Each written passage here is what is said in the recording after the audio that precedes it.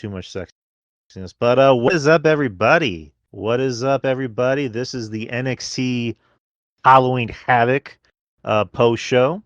The show just ended like what, 5 minutes ago? Less than 5 minutes ago.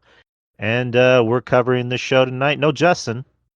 Justin had he got into something, he got stuck in, he couldn't get out, so he called in the last minute, but never fear. Me and Jeff Lippman are here, and we're here to cover this shit. Right, Jeff? No Justin, no peace. No Justin, no peace. That's right. But Jeff Lippman, how are you, sir? I am well, thank you. As I was saying in the pre-show, we got the show started, meaning Halloween Havoc, with a no trick, but a little bit of a treat. We got a surprise narrator introduction, orated and visualized by Gigi Dolan. So that was a nice surprise. She looked terrific, and I didn't know that was coming. So that's good.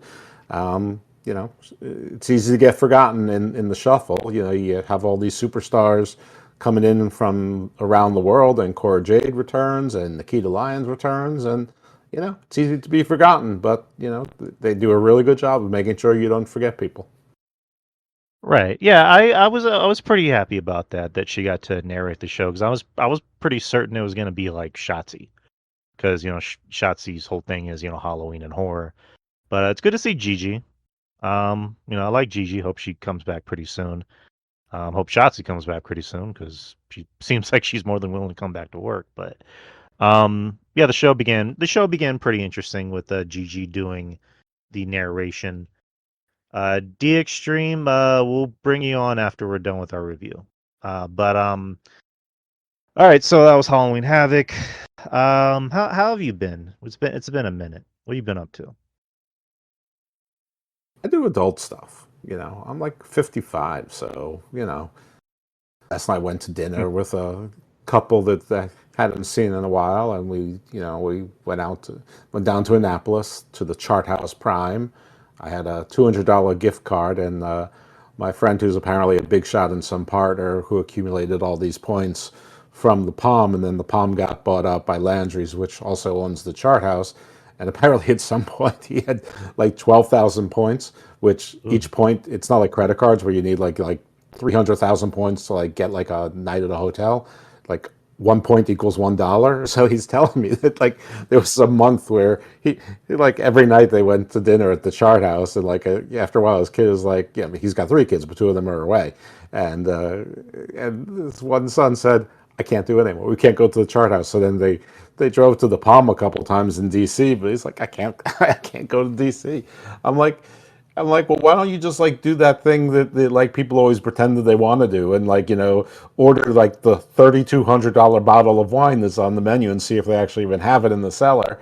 And he's like, you can't use it towards wine. I'm like, well, what about like cognac? Why don't you order something like Louis the 14th or Louis the 13th, or maybe it's whatever it is, the Louis the 15th, whatever it is, it's like $1,800 a bottle. Like he's like, I don't even like cognac. I'm like, neither do I. Do I? It's not the point. The point is that you're doing it for free. And he's like, I didn't even think to do it. I'm like, well, it's a good thing I'm here. But anyway, we did that. Did the Annapolis thing, and as some of you who I'm friends with on Facebook know, uh, uh, I have very few dear friends in real life, and one of them passed away about a month ago, and Mm. I'm sort of organizing the anti-funeral, sort of like a celebration, but it's also going to be partly a fundraiser for his 20-year-old daughter, so she can finish school and hopefully also have a you know, like a little, not a yeah, like a nest egg to just in case you don't get a job right at college, that she can still live in comfort and not have to move in with mom. So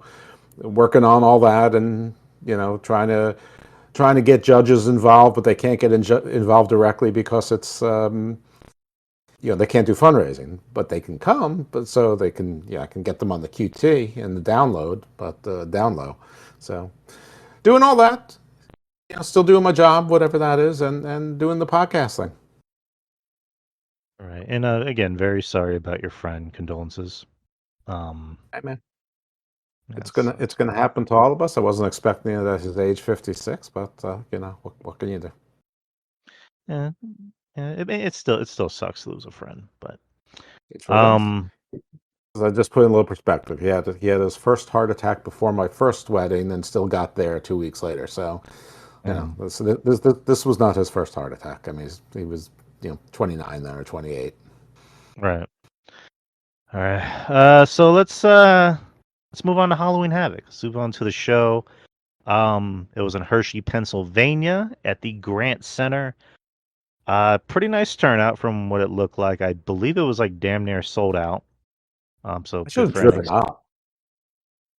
I Yeah, didn't you even you look realize it pretty. was going to be a Hershey. I could have gone. I mean, it's only an hour and a half drive. I didn't realize until it was too late. I mean, I'd already committed to your show, obviously, but Right. it never even occurred to me. I'm busy thinking about November 6th, and all the tickets are gone, and looking into resale. But yeah, the whole entry segment was just like a great commercial for Hershey Park and Hershey candies right before Halloween. So yeah, I don't know if they got a site fee or not, or they got paid for the advertising, but that was sort of Probably. genius placement. I got a kick out of them trying to make these like superstar entrances seem like serious, where it's just like, Ethan Page and Trick Williams have a blood feud, and they're coming out of Hershey Park. It's Yeah, like and these two men want to make each other bleed. Ethan Page is basically in like a pumpkin suit. But speaking of the Philadelphia show, so I mean they've already hyped up some matches. One of which being Lola Vice versus Jada Parker in a hardcore match with special guest referee Don Marie. So Yeah, Don pretty Marie cool. back in WWE. So that's pretty cool. Good to see Don back. Um, Another ECW alum, Bubba Ray Dudley, who was there with Dave LaGreca. Who I saw that tweet that you commented on where it's like Tony Khan's never going to be on that show again. So Well, good. yeah, yeah, Um, Mike. Thank you, bully. Clap, clap, clap, clap, clap. Clap, clap, clap, clap, clap. And I guess to kind of jump ahead, they're hyping up another match, which well, you know what? I'll save that for the main event. But it basically just answers everyone's question, and mine is Bully going to wrestle on the November 6th show in Philly? And the answer is yes. And we'll find out later in our review. So the first match of the night was for the Men's North American Championship, tables, ladders, and scares. Oh my. Tony D'Angelo, the champion, versus Obafemi. Um, I liked how the match began, which was Mike Rome doing the announcements, and then Tony grabbing the mic and says, "You know the rest," and just proceeds to just punch Oba right in the face. I like that. Um, I would have probably been a little annoyed if it just began with like a simple tie-up. So I like the fact that it just began with these two beating the ever living dog shit out of each other. And this is a fun match. It was fun. It was kind of what you expected it to be. Not as good as the match they had a few weeks ago, which was it Portland? I think it Not was sure in where it no, was. not Portland, Yeah, St. Louis. I'm sorry, St. Louis. definitely wasn't Portland. Yeah. St. Louis. I'm Um, sorry, not Portland. But go ahead. I loved this match. I thought this match was better than the one that they had in St. Louis, because this was. I mean, first of all, the first match was, it was Rocky 3, so you knew how it had to end, but it was almost like anticlimactic. This was the only way you should beat a guy like Obafemi in a everything goes match, and it was a 4-on-1 at the end using weapons, even though they're the faces, and Tony's doing it for the family. He breaks free of his double tie knots, the slip ties, the zip ties. Oba is reminding us he's a heel by menacing Rizzo, but in the end, Tony can't. He's protecting the family, but the family protects him, and it took the whole family to beat the ruler of the mountain. And as you and Justin said on Wednesday's show, this allows Oba to move on to bigger things, and this the booking of it does allow him to do it, because I sort of hate when people lose a lesser title and Right. sort of go into a higher title. I think that's a cop out. I'd much rather it be like Hogan Warrior, where it's like title for title, and you have a dual title for one, or one title has to be surrendered, or whatever the case might be. But this was a perfect way to do it because Oba still looks strong as hell. It took a crime family to do it. and you know he still looked like a boss, but he was beaten by the real boss. So, and I thought the match was fun as hell. I mean, the spot where Oba Yeah, basically did the Cesaro, running uppercut through the mm, table was fantastic. that was good. Um, the only thing I have to say about Oba is his finisher. That his pop-up power bomb doesn't look Yep, that good, I don't like and it. yeah, he should just do a regular power bomb or something else because he doesn't. His timing of it is just wrong. He needs to do a Batista bomb or just like a variation of it.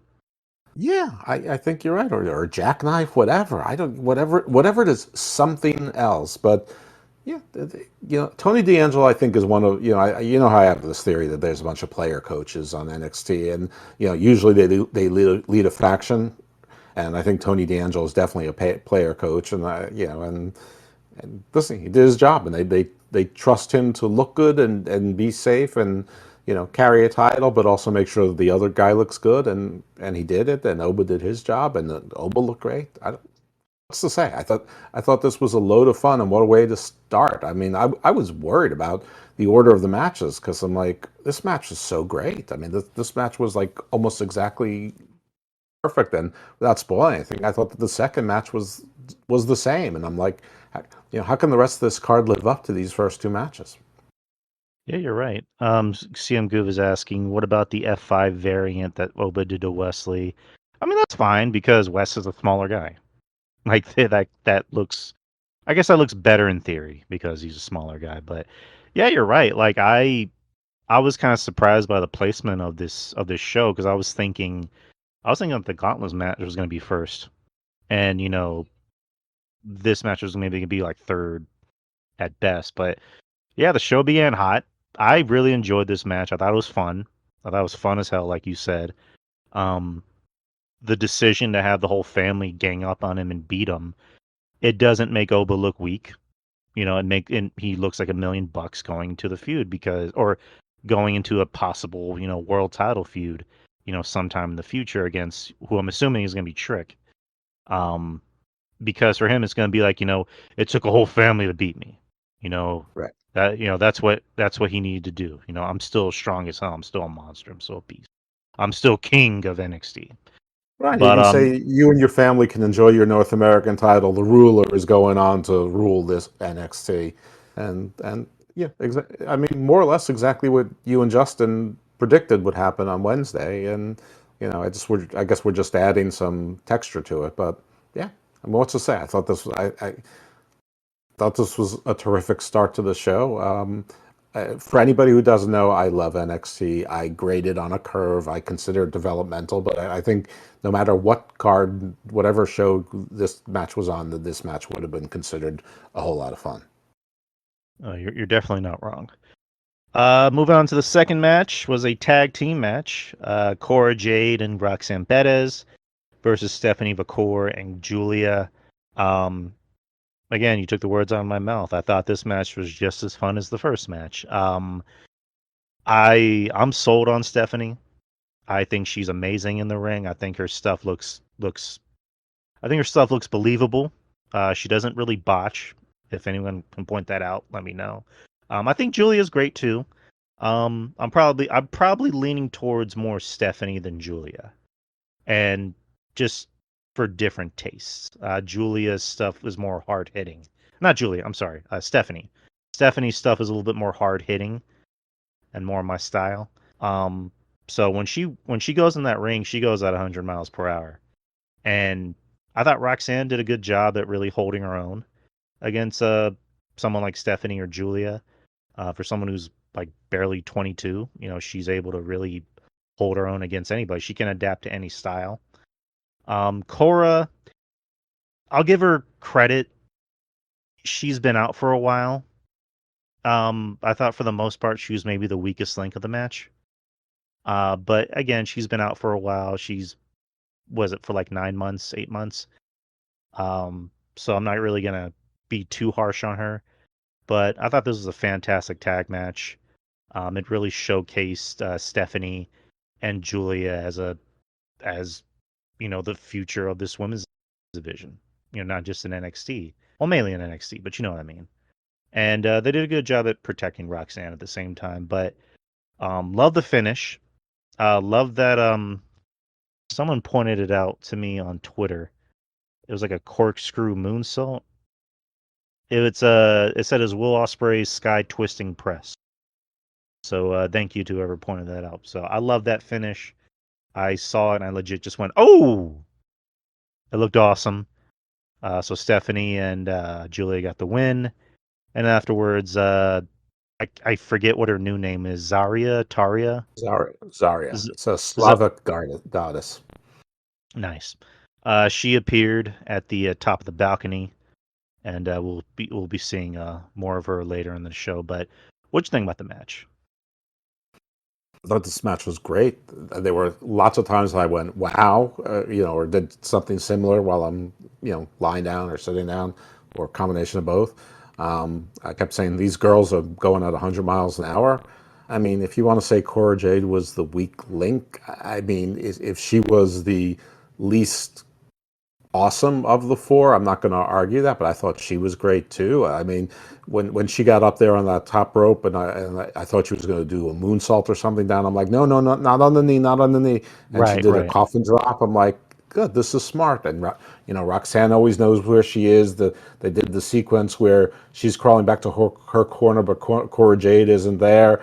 And she looks disappointed, but instead of the usual, dumb wrestling thing where you're like, "Where are you? Where are you?" She turns around and she pulls Julia back into the ring and tries to stop her from getting the tag. I mean, it's just she's a smart heel. She's a smart wrestler. She always knows where she is.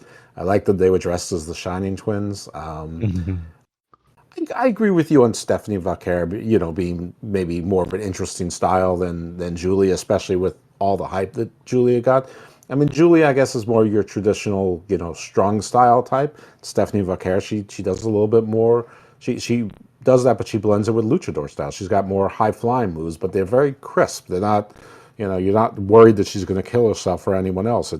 It all looks good, and her and Zarya, they have a similar build. They're both sort of, they seem like they're both like 5'5", 5'6" ish, and power lifter type women. And I thought the match was great. And you have Stephanie Vaquer pinning the champion Roxanne Perez, which is interesting.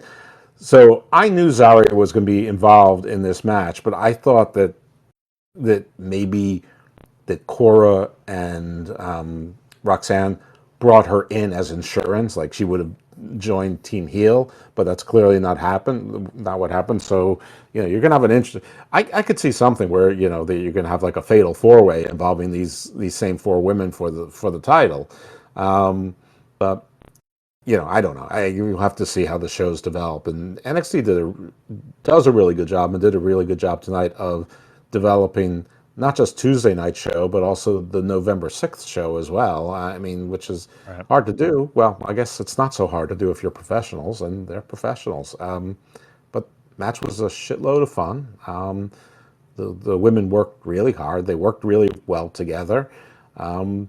And especially with the language barriers and Core having some ring rust, no complaints. I mean, I don't know what to say. I thought it was great. And then, Zarya sort of being in the, I mean, someone said the rafters. She wasn't in the rafters. They don't have rafters there, but being sort of up in the upper, like maybe like a luxury suite or box or somewhere private up, and they put the lights on her, looking down on the championship picture, and of course later on she showed herself in a different match as well, which makes her intentions or the booking's intentions more clear. But I think that was dramatic. And again, these two matches, I mean, if they're all 1 through 5, I'd say 2 5s so far. Right. Like going back to Cora, I'm kind of with you on that. Where like she had that clear as day, knee brace on, and anytime she did anything like off the top rope, I kind of winced a little bit. I'm like, what are you doing? What are you doing? Especially when she was about to do that coffin drop. I was like, what are you doing? What are you doing? And she was like, oh, like all right, good. So there's that. Stephanie, like when she wrestles, I see like '90s cruiserweight wrestling on WCW, and I mean that as a compliment, obviously. Um, I see a little bit of Eddie from the '90s. I see a little bit of Psychosis. Um, yeah, just her stuff is more my style. Again, nothing against Julia. Um, but I think and I like Julia, personally, but I like Stephanie a little bit more. But Well, it's great just weird match. to see someone, basically wrestling, Gunther's style or Sheamus's style, but they're 5'5", and 106 pounds. It's it's not it it's not. I would expect her to work more of like a Sasha Banks style than a Shinsuke Nakamura style. Right. All right, next you have an ambulance match. You have Ridge Holland versus Andre Chase. Um, I thought this was fine. This is fine for what it was. Didn't hate it. I I thought too much of it took too much inside the ring. Um, I mean, I guess it would have made sense if it just started off in the ring, and then just like work your like fight in the crowd, fight backstage. But a big chunk of it was in the ring. I think that's what kind of threw me off a little bit. The crowd was really popping for pumpkins. Yeah, Like when I forgot if it was Ridge or Andre that grabbed the pumpkin first, but the whole crowd was like cheering. I'm like, oh, so is Chase U coming out? No, they were just cheering for pumpkins, which I'm like, okay. it was a And nice version of tables was pumpkins. that's another thing. Like, where was Chase U? Oh, they Like, they actually sold tickets tonight. There's no room for Chase U. I don't know. That's weird. Like, where's? I mean, I'm surprised Thea wasn't out there in some shape or form, or Duke, or I, the I other. was until I realized that the heel had to win this match, and he should. I mean, Right. usually when you have a main roster person go down to NXT, they beat the NXT people. But Ridge has been down there for a while, so I'm not even sure if I'd consider him a main roster person. It was weird. Okay, one thing is that the commentators they seem to forget that the Brawling Brutes did in fact have main roster tag team championship gold for a short period of time, but they did in fact have. I mean, a longer period of time than Ridge and Andre Chase did on NXT. So it's not like for 6 years he never had any championship gold. He did. I mean, it's not a big deal, but commentary shouldn't make that mistake. I'm with you. I thought this match was just okay. This could have been a TV match. I don't know why this needed to Right. be on a PLE, but the crowd is behind Chase U, which made it confusing.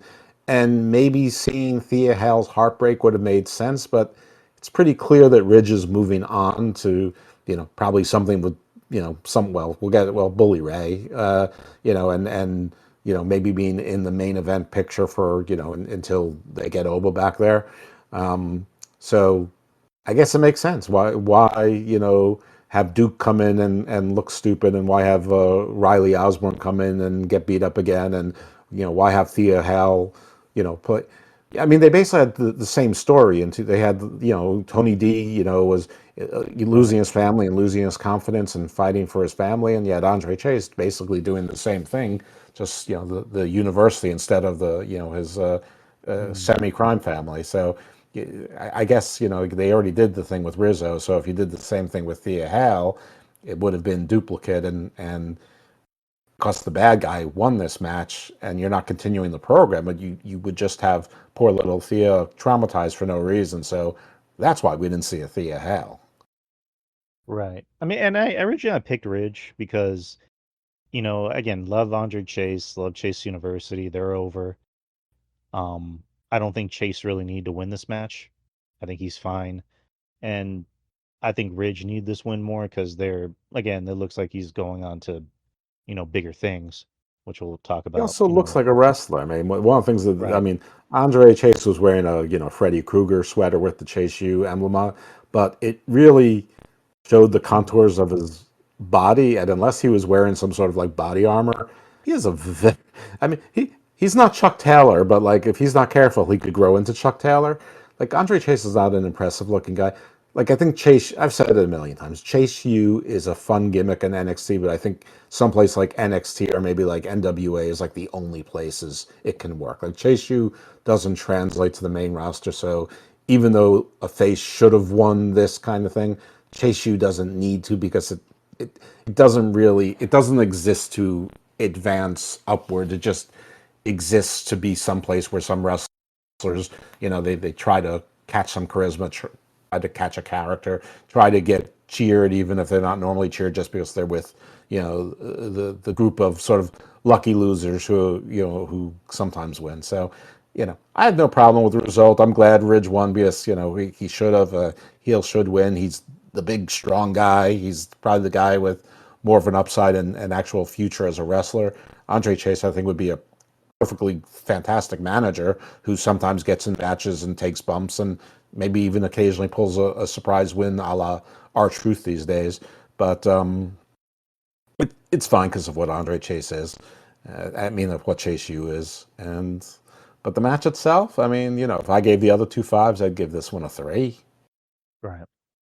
It was sort of slow. I don't think these guys sort of worked together. It was sort of clunky. For a match that was supposed to look brutal, it didn't look brutal.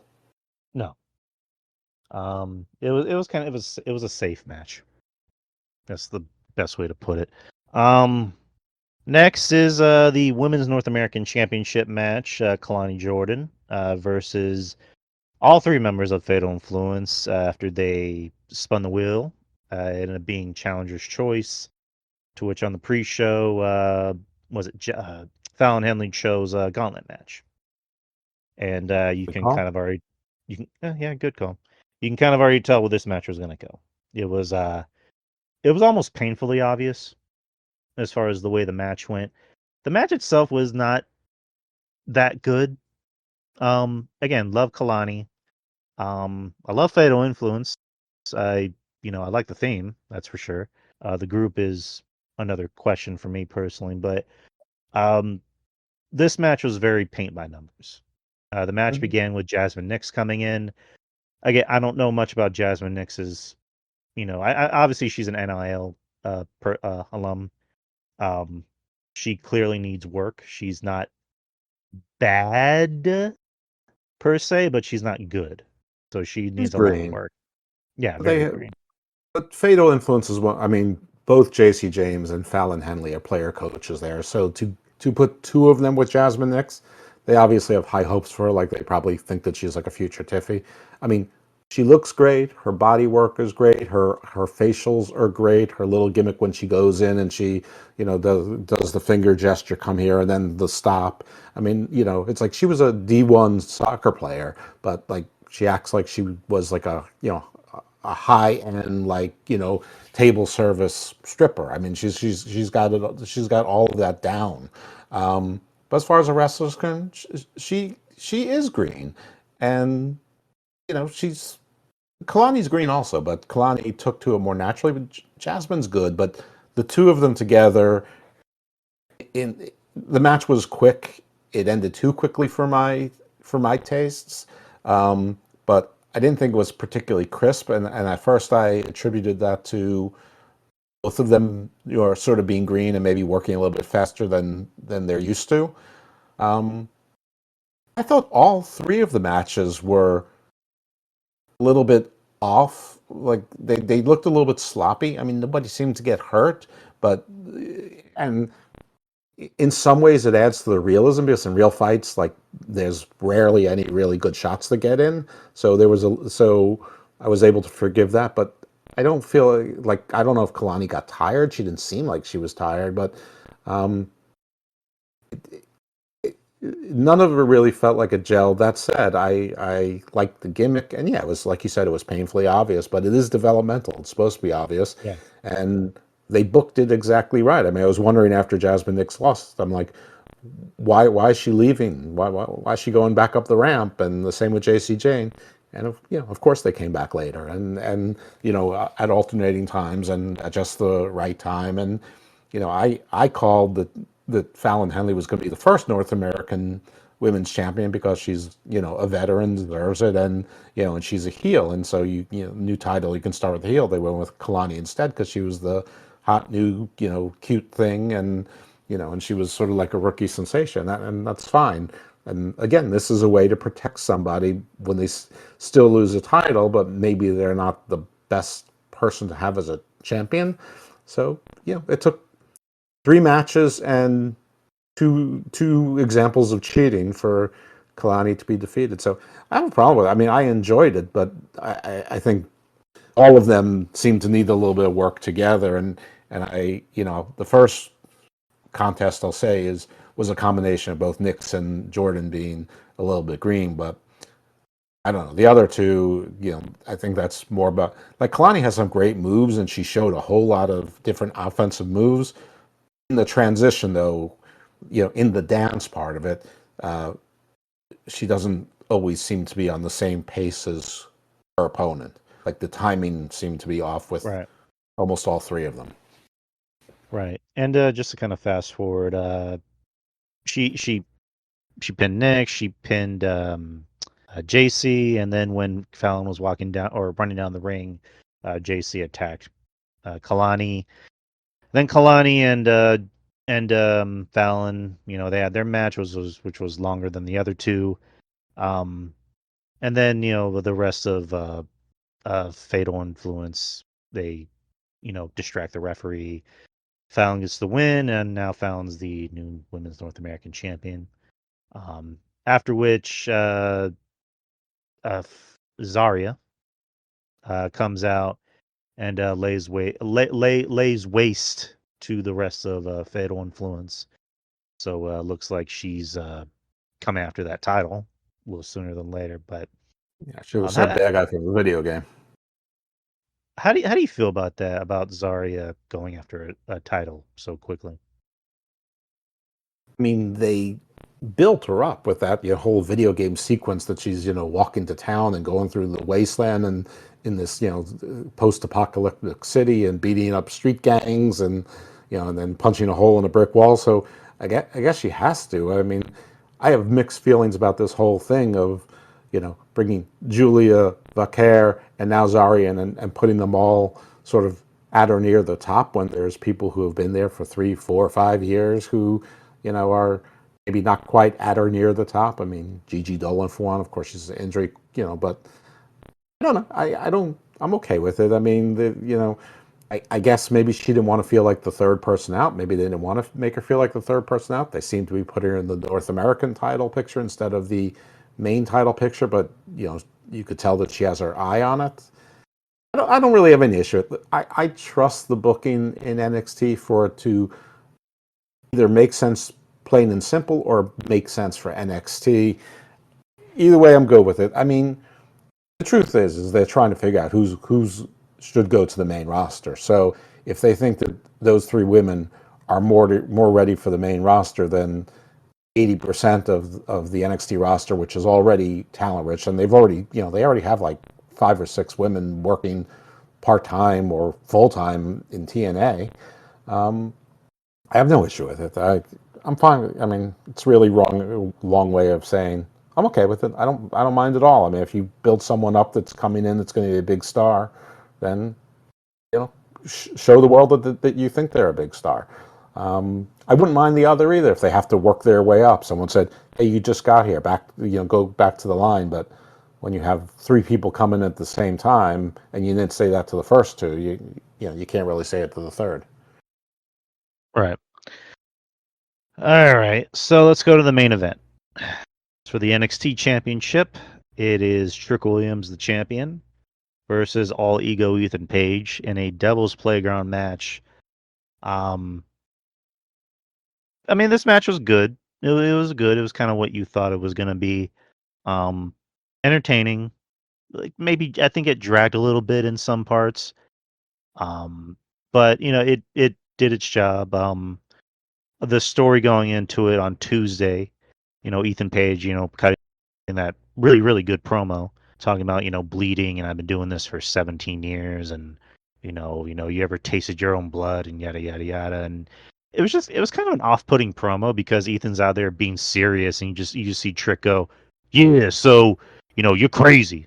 I'm like, one of these things is not like the other. Like one, I don't know, but I went into this knowing Trick was gonna retain, but a part of me wanted Ethan to win because he seems more interesting than Trick. But that's just me.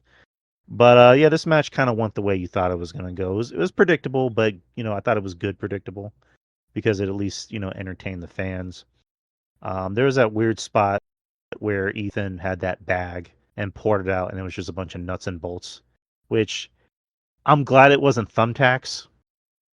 I'm just gonna say that right there. I'm glad it wasn't thumbtacks, but nuts and bolts. I'm like, I don't know. Does it really hurt falling on nuts and bolts? Well, I mean, he what he did is he basically swung it and hit him in the face with it, almost like the original Bad Boys, where they filled their socks up with I think soda cans, but like you've seen things where people fill up socks with quarters or whatever, and so yeah, it's hitting someone with metal. So falling that doesn't hurt, but that's not what the spot was. The spot was when he swung it and hit him across the face with like a haymaker. Um, I it's funny because you said you thought the match dragged for a little bit, and I sort of agree with you that it dragged, but it also felt like for a blood feud match that it ended too quickly. I Right. didn't like the spot where Medical was thinking about stopping the match. I mean, it's a no DQ match. That shouldn't be a thing. Um, Right. and and I know that the simple story, and NXT usually tells simple stories, is that Ethan said Trick never tasted his own blood. He never got busted open before. Call a shout out to the show. Obviously, a little cross branding there. Um, and then when he did like the movie My Bodyguard in like 1976 or whatever, when he saw his own blood, he instead of toughening up, he wouldn't quit, almost like Tony D'Angelo last month.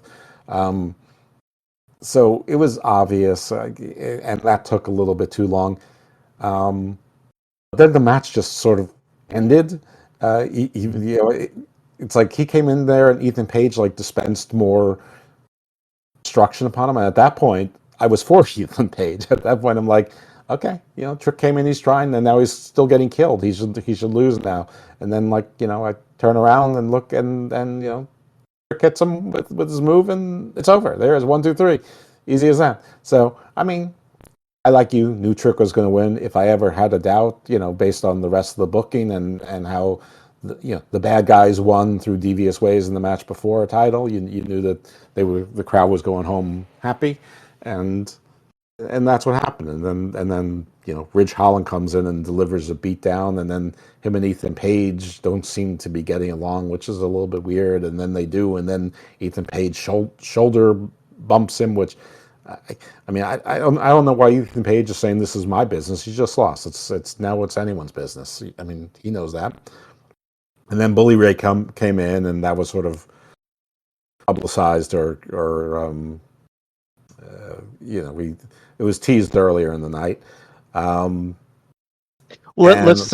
I guess we'll kind of like backtrack it. So like I mentioned earlier, Dave LaGreca and Bubba Ray were there to I guess be like the special guest, like hosts of the show or whatever. And during before the match, they're talking about the matches, and Dave Greca talks about the ambulance match, and he goes, I think that Ridge Holland is a piece of garbage. And then Ridge comes out to kind of talk a little bit of shit and get in Bubba's face, and Bubba just tells him like, dude, chill, like focus on your match. what did he And then say that Bubba was upset with? Because he said, like, you broke every rule. You did whatever you had to take to become a Hall of Famer. Well, yeah, I you're right. mean, it's exactly true. I mean, Bubba Ray Dudley was a heel as much as he was a face. Right, and he was also Bully Ray, But Right. and then after the match, he gets in Bubba's face and goes, "See what I did there, yada yada yada." And then Bubba just goes, "That's one. I let the first one slide. That's two." I'm like, yeah, I'm like you. I'm like, what did Bridge do that was wrong? Like he didn't like go up to him and slap him. Like I think if he went up to Dave LaGreca and threatened him, that would have made sense. But no, he didn't really. Am I right? He wasn't even paying attention to Dave LaGreca. His focus was on Bubba. I'm like, I don't know, but Right, yeah, and he didn't say anything offensive. And like when you say that's two, usually it's three strikes and you're out. So I didn't. This whole thing seemed a little bit discombobulated to me. If anything, I think that Bubba Ray would have been like when he came into the ring, he should have been like he should have joined in and said, "All right, Ridge, I'm liking what I'm seeing here." But yeah, flash forward. Bubba came out to aid Trick Williams in the from getting beat down. So that looks like it's going to be the main event of the Philly show on November 6th, which makes sense because I was thinking, like, is Bubba actually going to have a match by himself against Ridge? And Ridge kind of has a history of injuring people, and Bubba's Yeah, like, do you trust Ridge with that? Yeah. yeah, Bubba's like what 50, unless it's going to be a hardcore match, but it's a tag He's match, older so than it makes sense. 50. But he is a Oh, semi-active wrestler. I mean, he's wrestled, in NWA and MLW and other places. So, it's not like he's not used to working with rookies. But still, I had the same thing. I'm like, are you really going to risk like a 50-something-year-old Bubba Ray with Ridge Holland? And then Bubba threw those punches. I'm like, those are some weak ass punches I'm seeing. I'm like, and right then and there, I lost all interest in seeing Bubba Ray in a match. I, I, I'm saying, but all right. So I'm going to bring on D Dream to bring him Sure, on for a little bit so we can I talk get about it. the I'm show. boring. I understand. No, because he asked me if he could come on for a little bit.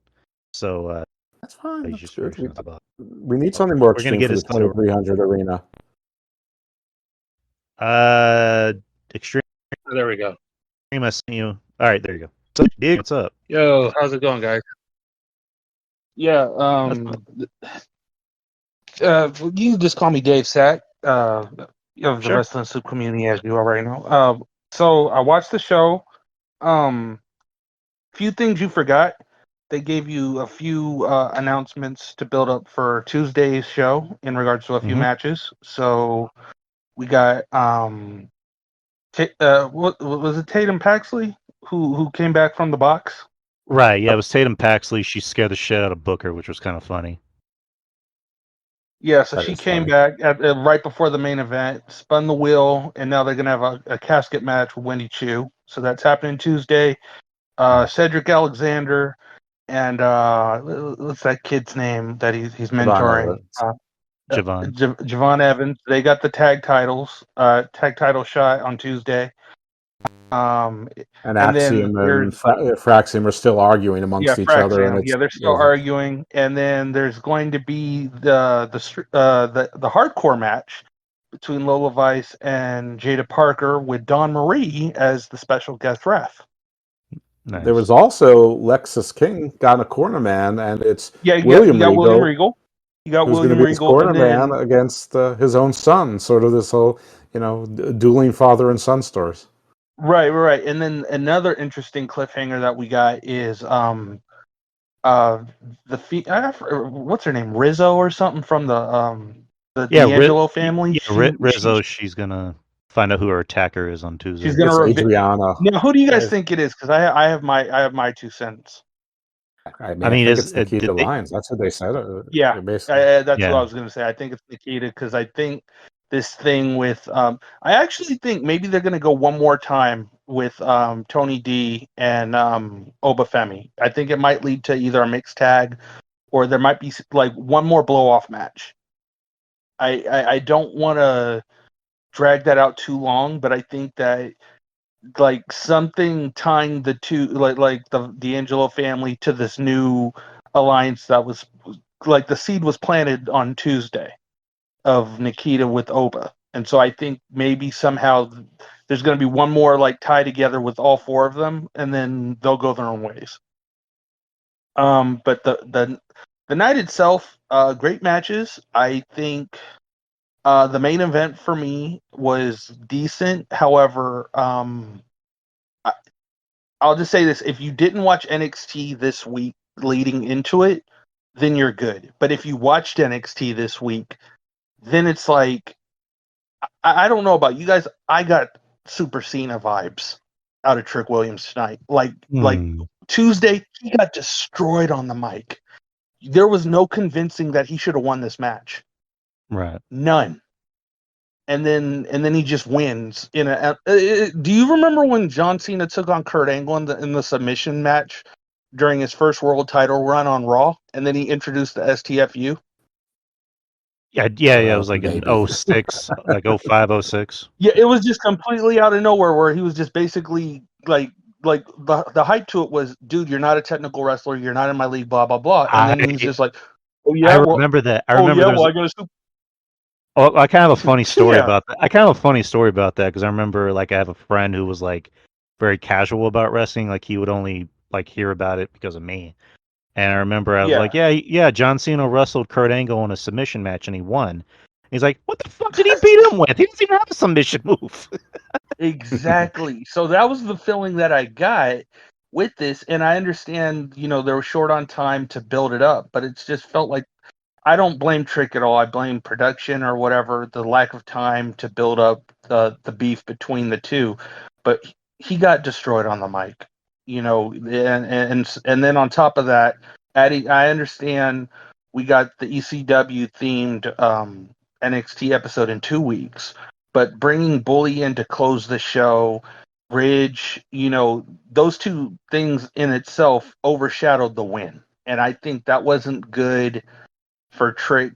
If the whole idea was for Trick to overcome an element that he's never really been in before, then Right. his victory should have been it. From a storytelling perspective, the other stuff should have happened possibly as a way to deal with on Tuesday. I think some of the stuff that happened on the show would have felt better on Tuesday if we would have learned. Agreed. Like Bully, I'm guaranteeing he will be on Tuesday because they got to announce the tag match. I agree with you guys that that's happening. Um, the women's North American thing, I like that it was a gauntlet match. I'm a fan kind of Fatal Influence a little bit. I do like the story of veterans dash indie talent versus NILs because me personally, I think there's room for both, but there's just this. I have this feeling that NILs get pushed a little too heavy in regards to you know like I know like she's new, but honestly, I don't see what the character is with Kalani Jordan. And so it's not that I wanted her to lose. I knew she could beat all three of them, but at the same time, I know she's had a decent enough run. And if her running into Reina or Delta, I think that would have been like a good thing of just been like this monster heel from the Indies comes out of nowhere and just destroys you. That would have been good, and I think the crowd would have had more sympathy for her uh, in defeat than what we're going to get of having all three of the indie women who just signed be baby faces. So that's Mm, my take on that. Honestly, of the three Fatal Influence women that won it, I would have went with JC Jane. I feel she's more of a veteran. agreed. But they did with what they did. Plus she has had NXT Gold before, so I get it. Gigi, I'm happy to see her again. I honestly think she would have been a good co-host with Shotzi. I don't know where Shotzi is. I hope she comes back. But overall, man, it was a good show. I think it was a good show. I didn't feel a sense of like fatigue like I would with a major pay per view like WrestleMania or even an AEW show, which I don't watch anymore. But dude, I think overall it was good. The only thing is, I think Ridge Holland versus Andre Chase that felt like an NXT TV main event. Yeah. Yeah. It really did. Like that could have, like, remember when takeovers would have stuff taped before the takeover, and then they would air it the next week as like the takeover follow up or whatever episode. That would have been a perfect match for that. Like it shouldn't have been on the card, but overall, man, that's like my 2 cents about the show. I think it was decent. If on a five-star scale overall, I honestly would maybe give it a 3.5. That's not bad. Um, I guess since we're getting the ratings, I would probably give the show kind of similar to his. I mean, I might go a little higher, maybe like a 4 out of 5, a B, Okay. B plus. Okay. Yeah, I think I go with But B. We already talked about we all agree the Andre Chase match would have been better for TV, and I think that the Wendy Chu Tatum Paxley casket match is perfect for Halloween Havoc. Of course, Tuesday is is the 30th, so it's closer to Halloween. So I guess pick your poison, but I would have picked the other way. Mm, Um, but I can't complain about a show that starts at 7 and it's over by 9:30, more or less, or 9:40. So we Agreed. have a Right. 2 hour and 45 minute, PLE, lots of fun. We get introduced to, a new wrestler, actually see them in action. Um, Hmm. I think the match order hurt a little bit because the first two matches I think were so much better than the last three matches. I think if the match order was a little bit different, maybe I feel a little bit differently. I really thought that the main event was missing something. It didn't feel urgent, No, it didn't. and Um, and it needed I do to. have a question. Sorry to interrupt in regards Yeah. to the main event. Mhm. I know normally with how the booking of the NXT title has been ever since an exception of its like decent title reigns. There's never outside of maybe Samoa Joe and Finn Balor, there hasn't really been the title gone back and forth between two people. But do you think this really could have been a case um where Ethan Page could have won and then dropped it back, like not even on pay-per-view, but another TV show? I think you could have Could it done have Like, that been? Sure. because, like I mentioned, like on Tuesday, like Ethan Page just really ate him alive on that promo, yeah, and this is probably the most interesting he's ever been. I mean, granted, I haven't seen all of his stuff. I didn't see his stuff, in the Indies and TNA and AEW. 'Cause no, but like, he did he's okay. but like he looked great on the mic. Him in the ring is.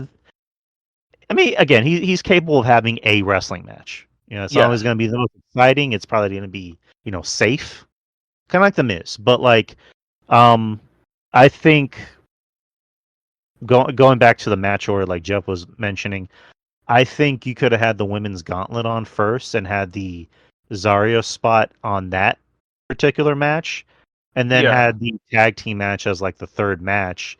So that way, that spot would have meant more. So that way, it yeah, could have been her saying like, "I still got my eye on you too. Don't think I forgot."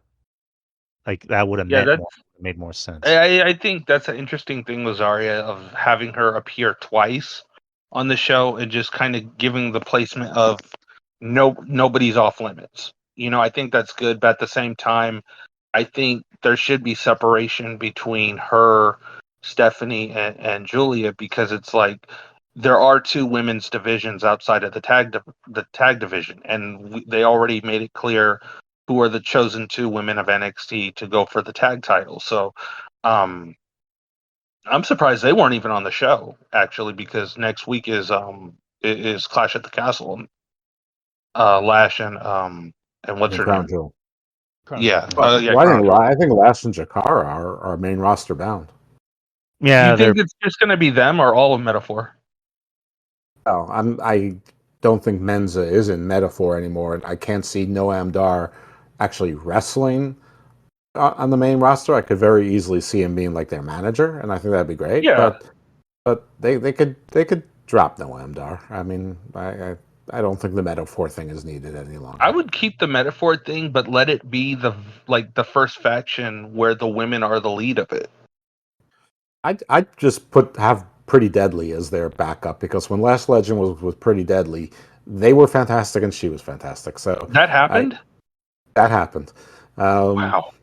but I don't know. I actually found it a little bit confusing that Zarya was, in two segments with two titles, and honestly, of the three newcomers, she's like the one that people know the least. So I don't really get why she's the one being put in that position. I mean, if you were an NXT woman and this was the real world, wouldn't you just put yourself in these places and tell someone to put the lights on you after every title match then? I mean, wouldn't you just, and then run in, at the end of a title match and take everyone out? I also don't like that all three of the new women, they all do headbutts. I mean, we're getting too many women using headbutts as their offensive maneuver. I mean, it was one thing with Rhea Ripley. Uh, Julia's too small a woman for it. I mean, at least Delta and Vakara look like they've got some ballast to them. They can take it. But I mean, headbutt is really bad for your head. I mean, as somebody who's headbutted someone before, it's Yeah. usually a really bad idea. I, I actually, I started the show on a really dreary note that I had a friend that passed away, but when I was younger, when we were obviously younger, like 25ish, I Uh-huh. I was at two different parties with this guy where someone else headbutt the same guy and knocked themselves out. I mean, it's Did speaking of her and the headbutts and stuff, one move that I think is very, very impressive. Never seen a woman do it. Zarya doing the F5. That, like, I've been That was waiting cool. for the right woman period since Brock to be like, okay, when are we going to see a woman do this? yeah. Because that is a very devastating move. No, Yeah. no, it was great. I mean, I'm excited about it. I've been talking for like 2 years that they should have an all women show with, across all the brands, and I think now they have to. There's just too much talent. There's not enough to send to TNA. There's not enough to send to the Indies and Bloodsport and all the other places that unless they're actually going to open NXTs around the world like they are constantly rumored to do, and then the rumors die, and then they come back again, and then they die again. So unless they're going to do all that, I mean, they should have like a 2 hour all women show, and sell it to the highest bidder. Whatever. Get on yet a fifth platform. Get more diversification and have the first all women's. I mean, I know WoW exists, and I know that Glow existed, but the first all year round, not just a season, all women's wrestling show, and be be you're WWE. You're number one far and away, but you're also swimming in a lot of shit. The Ring Boy scandal has come Yeah. back up. You're mired in sex scandals. You're not exactly, you got some criticism, maybe rightly so, maybe not rightly so, for not having enough African American male talent on PLEs or talent at all on main roster. Do the progressive thing once, like lead once, and it's also what's best for business. It it definitely is, as long as do it, but also make it feel natural. I think, like, when they tried to do the women's evolution thing or revolution, and having Stephanie McMahon at the forefront of, like, this is a revolution for the women, and it's like, but you're also, like, portrayed on TV as the top heel of the company. It doesn't feel natural, it feels forced. Like, yeah, Yeah. you listen to the people, but we're gonna force this on you. So it's like, if they're gonna do it, they should just simply do it, similar to how they just did the Mae Young Classics. Stephanie didn't have a role in that. It was just something that was done to portray the importance of women's wrestling. So I'm in agreement of a possible women's NXT show, or something like that. I do I agree think. with that, but you know what? With no disrespect to Ava, Uh-huh. there's exactly the right person to do that with, who actually, is partly credited with starting the women's evolution revolution. Uh-huh. AJ. AJ Lee, who's a little bit old It's to time. probably It's wrestle time. again. Yeah, it's Let time. let Ava be your GM, or she can stay NXT GM, and let AJ run that show.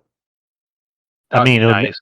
it makes sense, and also, you have that connection with Cora and Roxanne, so To kind that'd of be to fun. kind of answer your, because you brought up earlier, like, how you kind of don't get the whole thing of the three women, Julia, Stephanie, and Zarya, just coming in and instantly kind of giving that vibe of, okay, give me a title shot.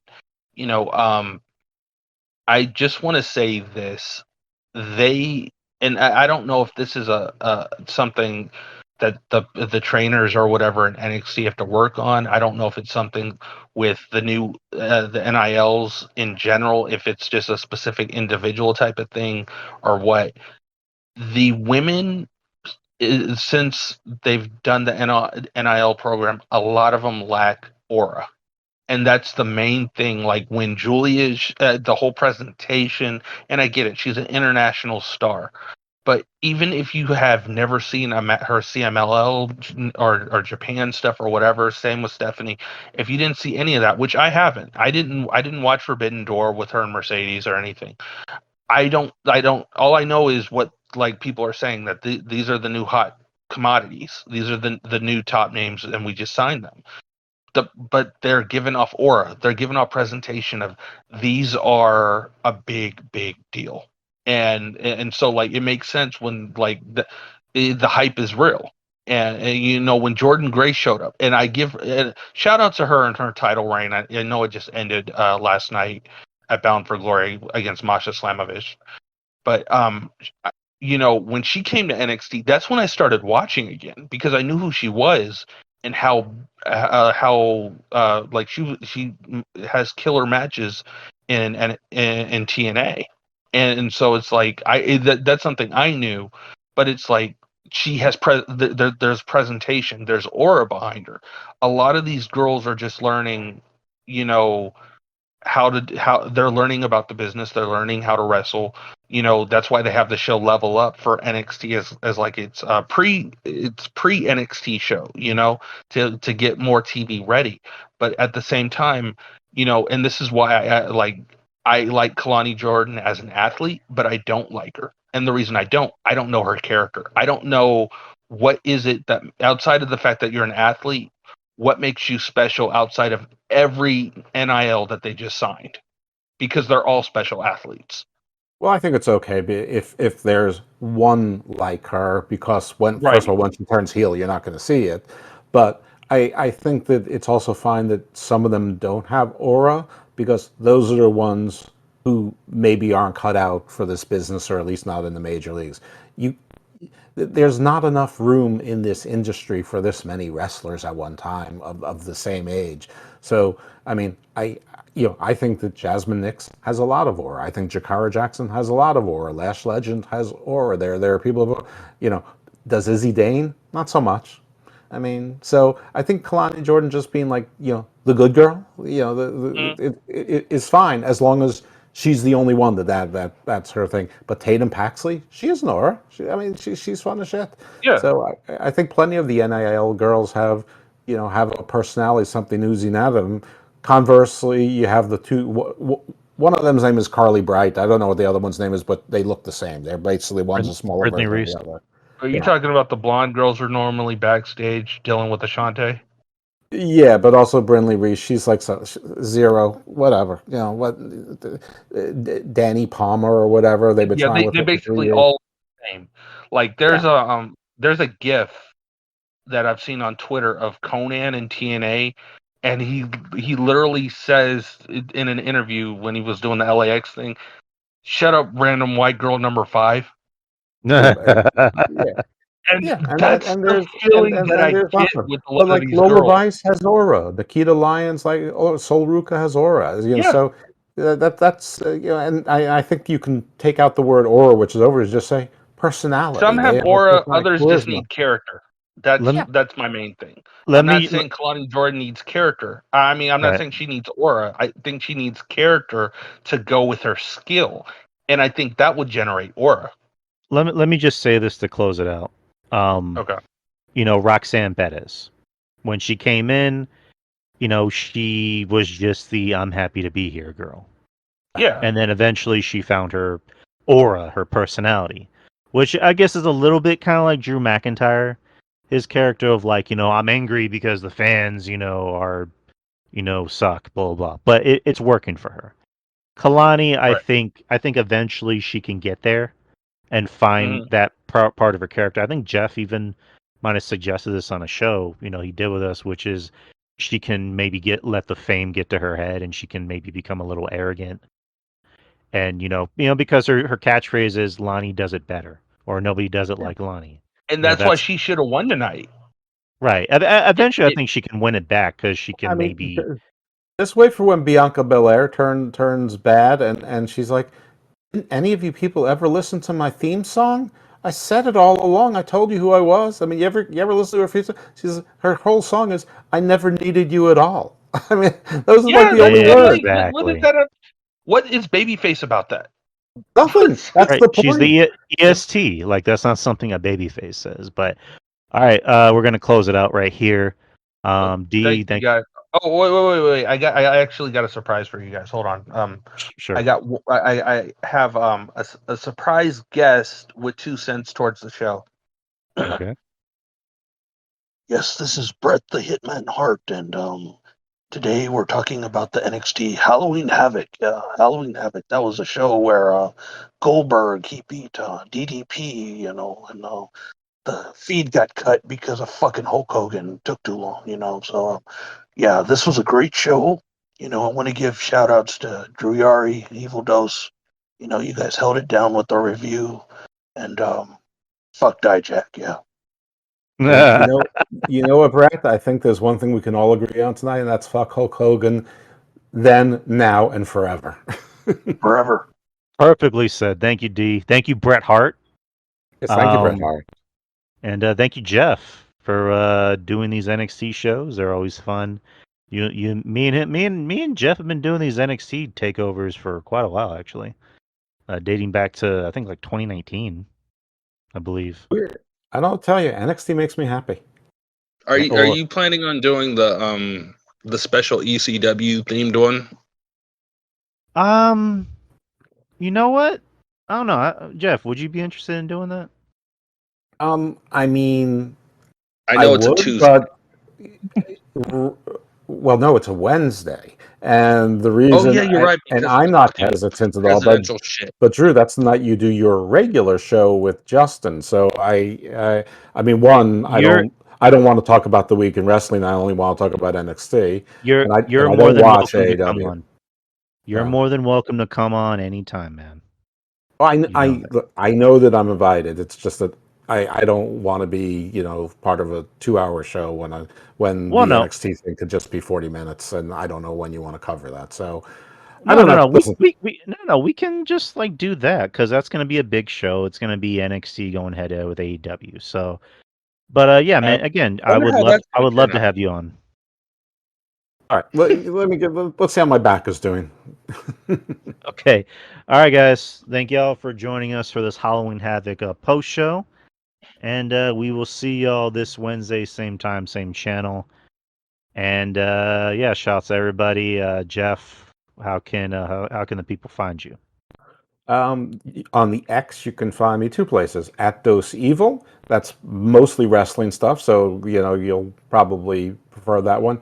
Or at Icarus Fell MD, which is a little bit more variety, but yeah, a lot of politics and basically me following Morgan Fairchild and Heather Thomas and whatever they say, and pitifully hoping that Jonah Goldberg will pay some attention to me, which, spoiler, he never does. If you want to listen to my podcast, I am sort of retired as being a wrestling podcaster on my own, but somehow by being a guest, I feel like I'm doing more wrestling podcasts than ever before. Obviously, I do the NXT PLEs with Drew here on the Experience. I do what's called Body Slam Briefs these days on Wrestling Soup, and that's where legal and wrestling intersect. But I actually have two that I've recorded for Mish, and they haven't made it to the feed. So I don't know if he doesn't like them, hasn't had time to get to them, or finds them to be too controversial. I know sometimes some of those cases they get a little bit tough to talk about, and as a lawyer, I talk about them more technically or analytically or procedurally than emotionally. As far as my own podcasts, Garden of Doom. So if you subscribe to that, that's sort of occult cryptids, esoteric, comparative mythology, history, archaeology, the alternatives to those things, some pop culture, garden views, same type of variety, but definitely more legal, business, tech, science, pop culture. So this past week I did a show with a guy named Jet Jansen. He's Emmy nominated for being the stunt coordinator on the Righteous Gemstones. He actually also trained Karrion Kross, Luchasaurus, and John Hennigan to be wrestlers. So there's some wrestling in there also. He also was the guy who created and ran the Pluto Indie Wrestling Network, which was on Pluto TV for like 2.5 years. So we talk about some of that stuff as well. And we did get a sort of a semi-confidential report on Luchasaurus's health on a Garden View show. And then the third show is God Presents the Book of Black, which is basically Garden of Doom topics, but with my co-host, or I'm the co-host, PJ Black, professional wrestler. Some of you may remember him as Justin Gabriel in WWE, and we talk to people in and around wrestling about Garden of Doom stuff. And when PJ can't do the show, I have two backup co-hosts that have already agreed to sign on. Number 199 on the all black wrestling list, Mr. Thomas from MLW Wrestling, part of Boomaye is for the culture. And my good friend Luchador Extraordinaire, Super Panda. So those are going to be my special guest co-hosts when PJ's on a break. Nice. I did listen to the Witches episode earlier at work, so that was pretty entertaining. Yeah, I did record a show today on exorcisms. So with J.J. Johnson from Ooh. Southern Demonology. So that's fun. Ooh. Oh, I need to see where that drops. And yeah, D, where can the people find you? You can find me on X or Twitter or whatever you want to call it at Res Negrodamus. That's WREST, and then Negrodamus is NEGRODAMUS. Mainly, the page is just wrestling takes, some comments in regards to the world of adult entertainment, and of course, predictions or foresight into what possibly could be wrestling's future. Nice. All right, guys. Have a good night. Be safe, and yeah, just enjoy the rest of your weekend. So, peace out, guys. Thank y'all. Peace.